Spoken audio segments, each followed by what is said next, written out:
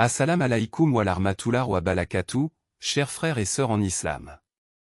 Aujourd'hui, nous allons explorer une partie importante de notre histoire humaine à travers le prisme des récits coraniques. Le Coran, ce guide précieux, nous enseigne que l'être humain a été créé dans la meilleure des formes, mais qu'il peut chuter à des niveaux très bas s'il s'éloigne des bonnes actions et de la foi. Tout au long de l'histoire, Dieu a envoyé des prophètes pour guider les peuples et leur rappeler le chemin de la droiture.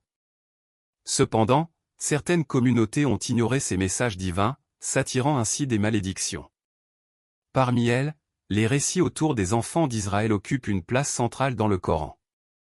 Pourquoi ces récits sont-ils si nombreux et que devons-nous en retenir aujourd'hui? Avant de plonger dans le sujet fascinant de l'histoire des enfants d'Israël, je vous invite à vous abonner à ma chaîne et à aimer cette vidéo si vous trouvez le contenu intéressant et enrichissant. En vous abonnant, vous ne manquerez aucune de mes prochaines publications sur des sujets importants et spirituels qui nous aident à mieux comprendre notre foi et à renforcer notre connexion avec le divin. Votre soutien me motive à continuer à partager des informations précieuses et à développer des discussions profondes. N'hésitez pas à activer la cloche de notification pour rester informé de toutes nos futures vidéos. Le Coran souligne que l'humain a été créé dans une position noble par la volonté de Dieu. Cette noblesse se manifeste par la capacité de raisonner, de distinguer le bien du mal et de chercher à s'améliorer spirituellement. Cependant, cette position privilégiée n'est pas garantie. L'humain peut perdre cette dignité s'il refuse de croire en Dieu et s'écarte des bonnes actions. Le Coran invite ainsi chaque individu à entretenir sa foi et à cultiver des valeurs éthiques pour préserver cette noblesse. Par ailleurs, Dieu a toujours envoyé des prophètes et des livres sacrés pour guider les peuples. Ces messagers divins, comme Noé, Abraham, Moïse, Jésus et Mohammed, ont reçu la mission de rappeler aux humains leur devoir envers le Créateur et de les orienter vers le chemin du bien. Chaque livre révélé, y compris le Coran, contient des enseignements fondamentaux destinés à éclairer l'humanité sur le sens de la vie, la justice sociale et les valeurs morales à adopter. La guidance divine ne se limite pas à un peuple ou à une époque spécifique. Elle est universelle et intemporelle. Le message du Coran rappelle que la miséricorde de Dieu est accessible à tous ceux qui cherchent sincèrement à se rapprocher de lui par la foi, les bonnes actions et le repentir. Ce message souligne l'importance de l'engagement spirituel et éthique pour réussir dans cette vie et obtenir la satisfaction divine dans l'au-delà. Le message du Coran est fondamentalement axé sur la dignité humaine et la guidance divine.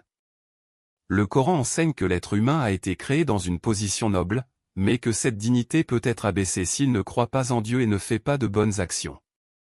Cette perspective reflète l'importance de la foi et de la moralité dans la vie de chaque individu.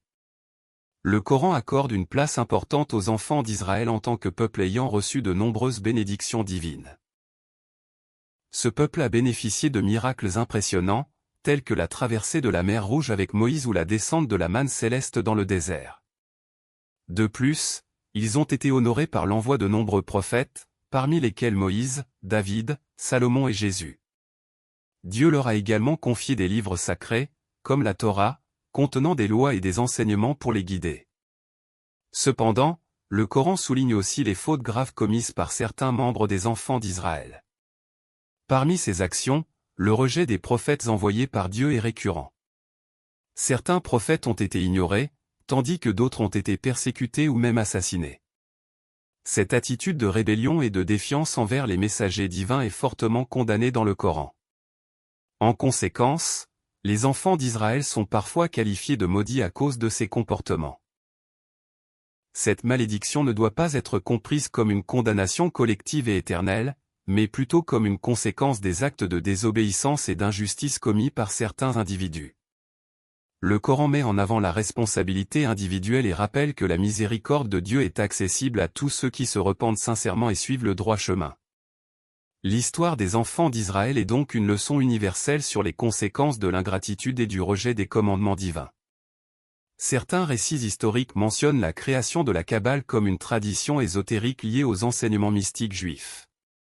La Kabbale propose une interprétation symbolique et spirituelle des textes religieux, visant à comprendre les mystères de l'univers, la nature de Dieu et le rôle de l'humanité. Cependant, certaines théories affirment qu'une utilisation déformée de ces enseignements aurait conduit à des croyances en une forme de suprématie raciale. Selon ces récits, certains individus auraient perçu la Kabbale comme un moyen de justifier des comportements arrogants et dominants.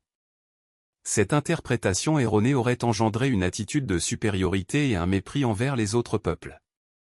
Il est important de noter que ces récits doivent être pris avec prudence, car ils relèvent souvent de controverses et de débats historiques. Le Coran met en garde contre toute forme de domination injuste et d'arrogance. L'enseignement coranique souligne que la supériorité d'un individu ne repose pas sur son origine ethnique, mais sur sa piété et ses bonnes actions. Toute croyance en une suprématie raciale est contraire aux valeurs d'équité, de justice et d'humilité prônées par le Coran. L'exemple des enfants d'Israël illustre les dangers de l'arrogance spirituelle. Malgré les bénédictions divines qu'ils ont reçues, certains d'entre eux se sont égarés en adoptant des comportements hautains.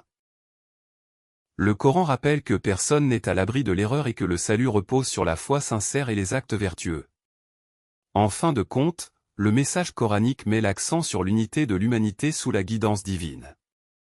Toute tentative de diviser les peuples en fonction de critères raciaux ou ethniques est rejetée. Le véritable honneur vient de la proximité avec Dieu et du respect de ses commandements, indépendamment de l'appartenance culturelle ou religieuse. Le message du Coran est fondamentalement axé sur la dignité humaine et la guidance divine.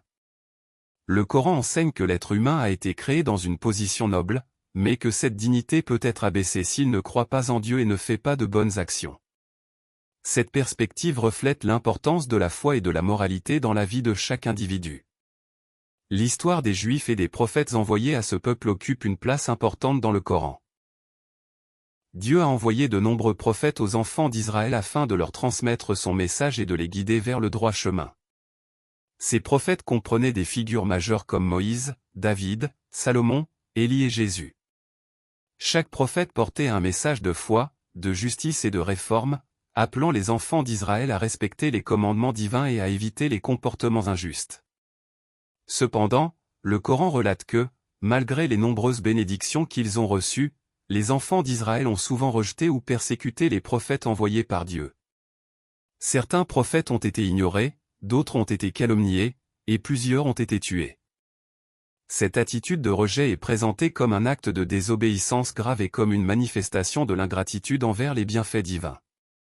Le Coran souligne que cette hostilité envers les messagers divins a eu des conséquences négatives sur leur histoire collective. L'arrivée du prophète Mohammed a marqué un tournant dans les relations entre la communauté musulmane naissante et les tribus juives d'Arabie.